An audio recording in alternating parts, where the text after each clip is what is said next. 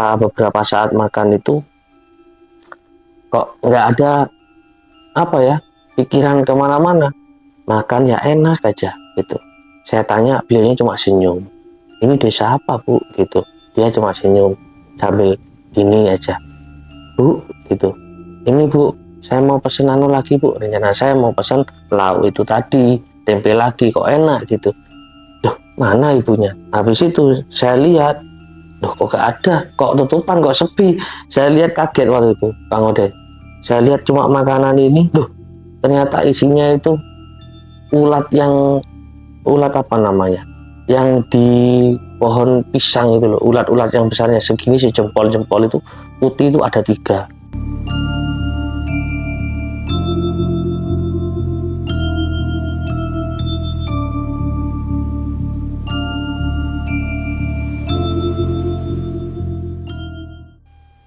Sobat Ekspedisi Kang Odeng, pada kesempatan kali ini kita posisi di Jember dan kita nggak sendirian, kita ditemani oleh seorang narasumber yang bernama Mas Iqbal. Mas Iqbal ini akan berkisah di mana Mas Iqbal pernah mencari jati diri, pernah mencari Tuhan lah kalau menurut saya itu. Dan Mas Iqbal ini melakukan perjalanan. Di dalam perjalanan ini Mas Iqbal ini menemui sesuatu yang nggak nalar di dalam pikiran kita. Ya, kita sambut dulu narasumber kita. Assalamualaikum Mas Iqbal. Waalaikumsalam warahmatullahi wabarakatuh. Gimana, sehat Mas? Alhamdulillah. Alhamdulillah. Kegiatannya apa ini Mas hari-hari ini Mas? Hari-hari ini tetap kerja, tetap motoran, tetap. Itu katanya Mas Iqbal pernah mengalami sesuatu yang nggak nalar lah ya di dalam perjalanan mau ziarah ke 9 Wali. Itu awal ceritanya gimana dan tahun berapa Mas Iqbal? Jadi Kang Oden, dalam perjalanan saya itu dari Jember mau keliling Tanah Jawa, terutama ke 9 Wali itu, saya mengendarai motor tua, motor Vespa. Dan kendaraan tua itu saya pun sendirian, tidak dengan siapa-siapa. Dari awal saya ke makam sesepuh saya, yaitu Kiai Ahmad Siddiq, karena makam beliau juga sesepuh di Jember. Habis itu ke Habib Soleh, ke Kiai Hamid Pasuruan, lanjut ke Sunan Ampel waktu itu. Dari awal dari Sunan Ampel itu sudah dengan kalutnya saya juga, saya ada rasa tersinggung waktu itu dengan kondisi penampilan saya mungkin seperti itu ya. Saya mau masuk ke Sunan Ampel sama ada petugasnya dilarang, ayo pakai baju yang bener, kok mau masuk pakai gini. Akhirnya saya sendiri waktu itu bilang, Tuhan tidak lihat kok dengan penampilan saya, ya sudah kalau nggak boleh masuk gitu Kang Odeng. Nah setelah perjalanan itu terus saya ke Sunan Gresik, Sunan Giri, habis itu ke Sunan Bonang, dan yang mungkin ini yang bisa merubah pikiran saya dan sebagainya terhadap Tuhan waktu saya di Sunan Muria. Jadi dari sana setelah saya ngisi kendaraan motor Vespa saya di pom bensin itu, saya lanjut ngambil jalur kanan. Jadi memang saya langsung ke desa Colo kalau nggak salah itu. Di sana itu perkiraan itu jam-jam 4 atau jam 5 sore lah waktu itu. Jadi dengan kondisi yang sudah hampir gelap, itu saya sendirian dengan kendaraan Vespa itu, hujan lagi. Habis itu motor juga sudah agak berebut itu Kang Odeng. Jadi sudah saya sudah kondisinya sudah nggak stabil juga. Vespa itu kondisinya naik turun. Di daerah sana itu kan ada perkampungan, terus cuma lahan-lahan aja, jadi nggak selalu perkampungan. Sampai di tengah-tengah itu kurang lebihnya hampir pada maghrib, motor saya sudah nggak bisa lagi, motor Vespa saya. Jadi sudah saya starter, nggak bisa lagi, berhentilah saya di sana. Agak berapa lama, saya copot busi saya pasang lagi, saya hidupkan lagi Vespanya, jalan. Habis itu berhenti lagi dengan kondisi hujan lebat.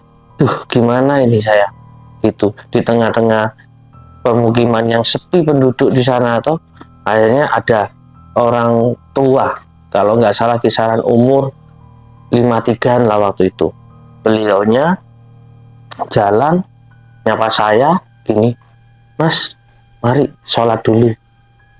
Dengan saya maaf aja, dulu ini memang sholat, saya dibilang sholat ya nggak sholat gitu kan, ada rasa malu juga, dipaksakan ya udah, namanya diajak, saya kan nggak enak, ya sudah saya sholat. Di sana ada kurang lebihnya 4 orang yang di dalam musola itu. Akhirnya saya ngambil wudhu, beliaunya itu yang ngajak saya jadi imam di depan, toleh ke belakang oleh saya masuk ke dalam, dan saya sholat. Saya mau sholat itu, mau Allah Akbar, saya sempat melihat ke belakang, itu banyak orang. Bang Udin, habis itu setelah saya Allahu Akbar, habis itu at-tahiyatul itu, saya toleh kanan ke kiri, loh mana gak ada orang sama sekali. Itu yang saya bikin ya takut, ya gimana, mau lari ya gimana, mau saya sendirian gitu di sana, sedangkan di sana itu hutannya seperti itu, pemukimannya jauh, sepi. Akhirnya saya paksakan kendaraan saya untuk hidup. Saya starter beberapa kali, tidak bisa. Hujan semakin deras. Gimana ini? Mau berteduh juga gak ada tempat. Saya yang kepikiran, siapa tadi? Terus kok bisa saya sholat tapi gak ada orangnya? Setelah atahiyatul itu, saya bingung. Akhirnya saya coba lagi starter kendaraan, bisa jalan lagi. Kurang lebihnya 30 menit jalan, saya sambil rasa takut, gimana? Namanya angin, hujan, seperti itu sudah, Bang Udin. Dengan kondisi saya sendirian, bawa kendaraan tua juga, gitu. Akhirnya saya terus berjalan. Akhirnya dalam 30 menit itu ada jalan kayak setapak, saya masuk ke sana. Loh, kok jalannya seperti ini, gitu. Dengan cuaca hujan seperti itu, saya paksakan sudah. Akhirnya hujannya hilang, hanya kabut aja. Kabut, tapi setelah saya toleh ke kanan itu, kok sungainya tinggi, banjir itu. Saya mau balik lagi tidak bisa, mau ke kiri ini jurang, mau kemana saya di sana. Habis itu setelah saya jalan lagi, berhenti, hujan lagi, hujan sangat deras. Namanya gimana, mau mundur ini gimana, tidak bisa, terus saja saya jalan. Habis itu ada rasa takut dan kepikiran saya ketika motor sudah saya coba kencengin tuh nggak bisa. Habis itu kayak mau berhenti, saya hampir jatuh ke kanan itu sungai. Itu saya langsung kepikiran orang tua saya, gimana orang tua saya, gimana ini. Hanya dalam hati saya gini, saya pengen tahu kebenaran Tuhan, ya apa bantu saya gitu. Saya jujur tidak bilang oh, saya bilang Tuhan sudah, karena waktu itu sudah panik dan sebagainya. Akhirnya saya jalan lagi, saya coba dengan kondisi motor sudah nggak stabil juga. Ada kuda besar tinggi lewat di sebelah saya. Saya bilang dalam hati saya, apakah ini, masa ini yang kuda ini yang masih petunjuk jalan saya? Saya diam lagi, kuda ini ikut diam, toleh ke kanan kudanya, lihat saya jalan lagi, kudanya jalan. Setelah itu toleh lagi kudanya. Sampai berapa saat itu setelah saya jalan melewati itu tadi, pikiran kalut dan sebagainya, ada bisikan gitu. Ingat orang tua saya waktu itu, jangan lupa ya sholawat kalau jalan. Saya sholawat waktu itu, Muhammad, dengan rasa takut, ya nangis, ya kalut sudah, gak bisa saya jelaskan lagi kondisinya waktu itu. Hujan seperti itu, dengan tanah seperti itu, yang kalau saya ke kanan sedikit aja mungkin sudah masuk jurang. Akhirnya kuda itu terus barengin saya sampai ada jalan menaik ini, terus ke kiri. Kuda itu berhenti di sana, saya terus jalan. Kuda itu suruh saya ke kiri, saya ke kiri. Kuda itu diam, saya toleh lagi kuda itu, loh mana kuda itu? Saya terus ke bawah, ternyata turun di sana tempat parkiran bis wisata waktu itu. Tempat bis wisata itu, akhirnya di sana orang-orang tanya, loh dari mana? kok bajunya basah semua. Saya bilang, loh dari bawah mana? Gitu. Loh ini kok dari mana hujan? Loh itu Bu di bawah hujan. Di mana Mas? Tidak ada, saya dari bawah. Loh saya ini barusan dari bawah. Saya ceritakan ke beliaunya, ke orang-orang sana. Gimana? Saya itu tadi masuk nggak tahu jalan. Saya kan ngikutin bis, jalurnya bis sudah. Ya sudah jalan itu. Nggak ada jalan lain kan Bu. Gitu. Habis itu sampai sana saya ceritakan tadi ceritanya yang dari awal mulai sholat, bertemu sama beliau itu, hingga beliaunya bilang, coba kalau masnya nggak percaya, coba ke sana lagi, ke kanan sana, coba naik lagi ke sana. Itu nggak ada jalan Mas, itu sungai. Itu katanya. Duh, iya Bu, nggak ada Mas. Yang penasaran saya lihat itu sungai, tidak ada jalan lagi. Akhirnya dengan mungkin melihat saya seperti itu, akhirnya ada beberapa orang, Pak Ojek itu bilang, Masnya mau kemana? Ke makamnya Mbak Muria. Mas, jalannya masih naik, bisa naik tangga katanya gitu. Masnya mau tak anterin? Saya bilang, saya Pak, biar udah Pak bawa Vespanya aja Pak. Gitu. Oh jangan Mas, gitu. Jalannya naik gini-gini. Tidak apa-apa sudah Pak, tidak bisa sudah. Ayo saya anterin. Udah, tidak usah bayar. Itu. Jadi itu ceritanya Kang Udin. Atau di Sunan Muria. Setelah itu saya lanjut lagi. Setelah di Sunan Muria itu saya masih ada rasa takut gimana. Di sana itu saya merasakan apa ini kebenaran, tapi teruslah saya cari kebenaran Tuhan. Dengan misi saya itu tadi ke 9 wali, ke Tanah Jawa, saya harus mengelilingi dengan kendaraan Vespa saya. Akhirnya saya jalan lagi sampai saya itu mau ke Sunan Kalijogo atau ke daerah Demak. Tapi sebelum itu saya ke daerah Pati. Saya tidak tahu namanya di daerah sana ada hutan, namanya hutan kalau nggak salah hutan apa itu, saya lupa hutannya itu namanya. Ruban ya. Alas Roban. Alas Roban. Saya tidak tahu hutan apa di sana, dan itu pun yang bikin saya juga hati saya ciut waktu itu di sana.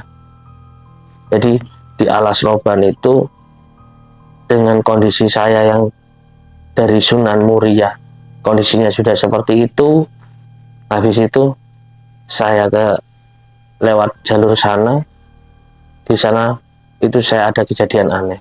Kejadian anehnya, jadi waktu perjalanan saya tidak tahu arah.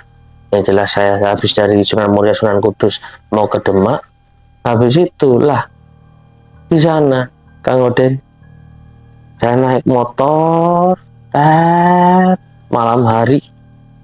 Saya tidak tahu kalau mau lewat hutan, jadi saya terus saja. Jam berapa nih? Oh ya sudah, lewat malam aja, siang bisa tidur ke pom.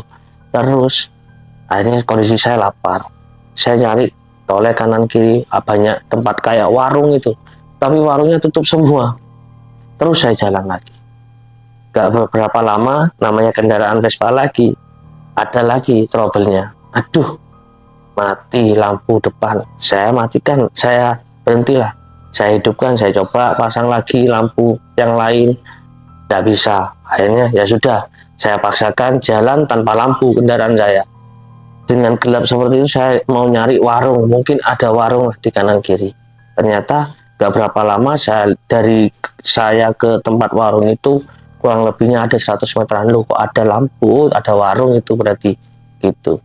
Di sebelah kiri posisinya warungnya itu. Akhirnya saya jalan. Saya berhenti di depan warung itu. Saya bilang, Bu, mau makan? Gitu. Dan makan apa Bu? Gitu. Ini adanya, ada makanan di sana itu ditutupin dengan apa namanya, daun jati. Ini nasinya itu, ini lauknya, itu tinggal mau ambil apa. Saya ambil itu masih ingat tempe apa namanya yang hitam itu, tempe bacem kalau nggak salah. Sama ceker, ada cekernya di sana, ada cekernya. Habis itu, Bu, belum saya ngomong, ibunya sudah ngasih kopi. Akhirnya, oh ya Bu, akhirnya saya minum kopi dulu. Minum kopi, Bu, ada air Bu, mau cuci tangan gitu. Dia diem aja cuma senyum. Oh mungkin tidak ada. Saya habis itu, ya sudah, saya pakai aqua itu, cuci tangan, makan. Setelah beberapa saat makan itu, kok nggak ada apa ya, pikiran kemana-mana, makan ya enak aja gitu. Saya tanya, beliaunya cuma senyum. Ini desa apa bu gitu, dia cuma senyum sambil gini aja, bu gitu. Ini bu, saya mau pesen anu lagi bu, rencana saya mau pesen lauk itu tadi, tempe lagi, kok enak gitu. Duh, mana ibunya? Habis itu saya lihat, loh kok gak ada, kok tutupan, kok sepi. Saya lihat kaget waktu itu Bang Oden, saya lihat cuma makanan ini, loh ternyata isinya itu ulat apa namanya, yang di pohon pisang itu loh, ulat-ulat yang besarnya segini sejempol-jempol itu, putih itu ada tiga di sana. Loh saya langsung mual, saya muntahkan. Ih gitu saya, apa ini gitu saya takut, gimana mau lari, gimana wong sepi di sana, ndak ada orang sama sekali gitu. Saya bingung di sana, sudah baca namanya Bismillah dan sebagainya, saya sudah baca, saking takutnya saya gitu. Ya apa ini, nggak beberapa lama makanan kan sudah saya buang semuanya. Saya lihat nggak ada sama sekali orang di sana, itu cuma warung bilik aja, nggak ada apa-apa di sana itu. Makanan yang lain apa hilang juga? Nggak ada semuanya, Orang-orang juga gak ada. nggak ada. Itu dia senyum aja. Beliaunya Wanita ini tua apa muda? kurang lebihnya umurnya mungkin 40-an lah gitu, setengah umur lah gitu. Cantik beliaunya gitu. Saya sampai, loh ini apa ini gitu. Saya buang, saya baca semuanya, motor ini sudah saya starter saya hidupkan. Habis itu kok kenapa namanya panik, jadi kalau di Vespa itu ada kopling, saya sambil ngopi, saya koplingnya nggak bisa hidup akhirnya gitu. Tuh saya toleh ke kanan, nggak ada orang. Beberapa saat ada kendaraan agak besar itu satu, saya awe gini, nggak ngerespon juga beliaunya. Akhirnya dengan rasa takutnya saya itu, tuh gak bisa hidup, jadi motor ini saya dorong, saya panik, saya ginikan, jadi kopling ini hidup ya, hidup, saya naikin itu. Dan di saat itu juga saya ketinggalan barang-barangnya saya di sana itu, Di warung itu. di warung itu. Tapi nggak Ya. berani kembali lagi. Yang namanya sudah takut, akhirnya nunggu pagi, saya terus saja jalan itu, lewatin itu, nanti ada persimpangan kayak agak pertokoan lah, kayak itu, saya tidur di sana, saya diem di sana tidur. Saya bilang, ini gimana tas, baju dan sebagainya saya ketinggalan di sana gitu. Akhirnya saya pagi hari saya bilang ke warga sana, Pak, saya ceritakan lah itu tadi gitu. Lewat mana sama, lewat jalur yang sana Pak. Masa takut, yang udah enggak apa-apa, ke sana lagi gitu. Saya ke sana lagi lah. Sampai sana ya memang ada warung, ada penjualnya di sana. Jadi beliaunya warung kopi biasa. Saya ceritakan, Masnya jangan anu lah Mas gitu katanya, yang punya warung itu bapak-bapak sama ibu, tapi itu warung asli. Tapi ada kaca masih di situ. Beliaunya menyimpankan itu di bawahnya. Ini ya bener tanya, isinya apa gitu. Saya bilang ada baju Bu di sana, dompet saya di sana juga. Saya jelaskan gitu, saya ceritakan lagi. Terus ibunya beliau bilang, ya sudah Mas, Masnya hati-hati, sambil dikasih sarapan. Dan saya ke sana penasaran dengan yang kemarinnya saya buang itu tadi, apa masih ada di sana itu deh. Dan itu enggak ada sudah gitu. Oke.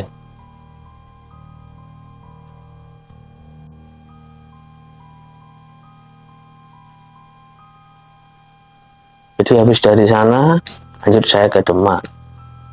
Di Sunan Kalijogo itu saya ya tidak begitu apa ya, mungkin kejadiannya aneh-aneh, cuma saya terima kasih waktu itu.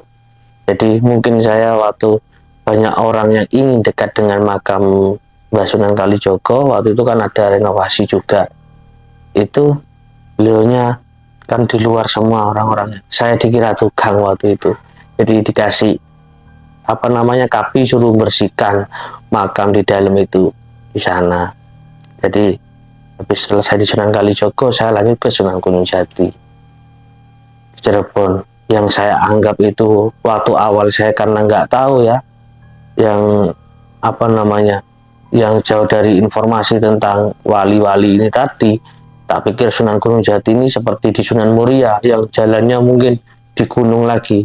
Jadi saya memang waktu itu persiapkan gimana harus pagi hari ke sana. Ternyata Sunan Gunung Jati itu tempatnya tidak seperti di Sunan Muria, yaitu ya di pinggir jalan seperti itu di sana.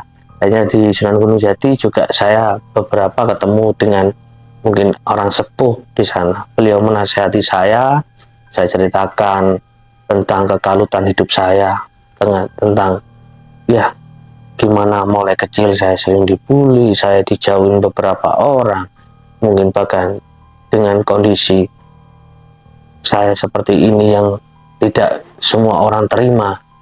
Tuh, hanya beliau memberi saran saya itu tentang masnya tetap harus itu punya keyakinan, punya yang keimanan itu, karena kita tidak boleh jauh dengan Tuhan dan sebagainya.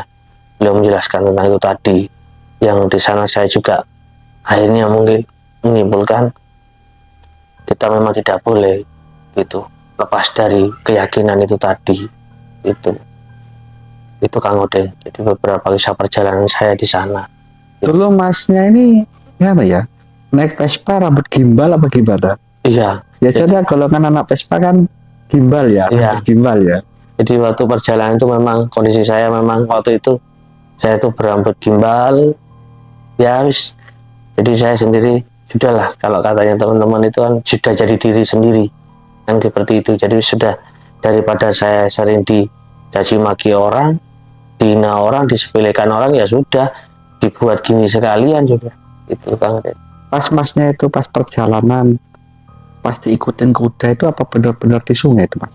Perasaan mas nggak jalan itu ya? Itu jalan setapak itu Kang Odeng. Jadi jalan kayak setapak. Jadi setelah jalan besar saya dihadapkan dengan jalan yang setapak lah. Satu motor itu sudah di sini itu yang saya lihat air deras sungai itu. Di bawahnya sini kayak jurang itu. Mungkin apa air terjun itu ya? Saya kurang paham kalau di sana. Kalau katanya orang-orang sana, di sana memang ada air terjun. Tapi katanya orang sana kok bisa kendaraan Vespa naik di, Masa melayang? nah Kan nggak itu mungkin nggak kan? mungkin. Tapi masnya juga basah. Sampai saya basah. Berarti kena air terjun itu tadi. Nggak tahu Kan saya. nggak ada hujan katanya. Nggak Ya? ada hujan Oke. waktu itu. Terus masnya pas ketemu makan itu bener-bener yang dimakan nasi ya? Saya waktu makan itu, saya makannya nasi. Itu. Nggak ada prasangka lagi. Memang Terus, rasanya nasi? ya nasi. Nggak rasa yang lain ya? Nggak ada. Rasa nasi. Rasa nasi setelah saya mau minta tambah lauk, apa itu tempe itu tadi, Bu, itu ibunya nggak ada gitu. Baru terus saya lihat itu baru sadar ternyata itu ulat itu loh Kang Odeng yang Yang jadi kepompong itu ya? nah yang besar itu. Biasanya kalau teman-teman dibuat mancing itu ya, itu besar-besar itu. Terus apa hikmah dari perjalanan mas ini? Hikmahnya ada nggak di situ? Yang jelas hikmah saya waktu dalam perjalanan ini, mungkin dulu yang saya mungkin keyakinan saya tersesat, saya bilang seperti itu, kurang meyakini adanya Tuhan, mungkin tentang saya ini adalah hamba, ternyata itu yang, dan menganggap Tuhan itu tidak menolong di saat saya kesulitan apa. Di saat itu banyak kesulitan yang saya hadapi, ternyata Tuhan itu membantu. Dan tentang hal gaib yang dulu mungkin saya bicara apa itu gaib, ternyata ada memang hal-hal gaib di luar logika saya, di luar nalar saya, itu ada. Dan kita mungkin tidak bisa lepas dari kegaiban itu. Berapa hari apa berapa bulan perjalanan itu sampai selesai mas? Perjalanan saya itu kan, saya dari bulan antara Januarian itu ya, Januari, Maret saya balik. Jadi, Maret? iya, karena ya namanya kendaraan Vespa kadang itu memang berhentinya agak lama, 3 hari di satu kota itu, mampir ke tempat teman-teman waktu itu. Ya inilah sobat, kisah dari Mas Aldo ya, Iqbal. Mas Iqbal. Kita mencari hikmah, sisi positifnya dari cerita beliau ini. Ya setiap manusia pasti mempunyai perjalanannya sendiri-sendiri. Yang penting kita harus meyakini kalau gaib itu benar-benar ada. Kalau enggak yakin, berarti kita gak meyakini Tuhan itu ada, karena Tuhan itu termasuk juga gaib karena gak kelihatan ya, itu sobat ya. Terima kasih Mas atas waktunya dan mau berkisah di ekspedisi Kang Odeng. Saya sebagai Kang Odeng banyak-banyak ucapkan terima kasih atas waktunya. Kita tutup dulu Mas ya. Assalamualaikum warahmatullahi wabarakatuh. Waalaikumsalam warahmatullahi wabarakatuh.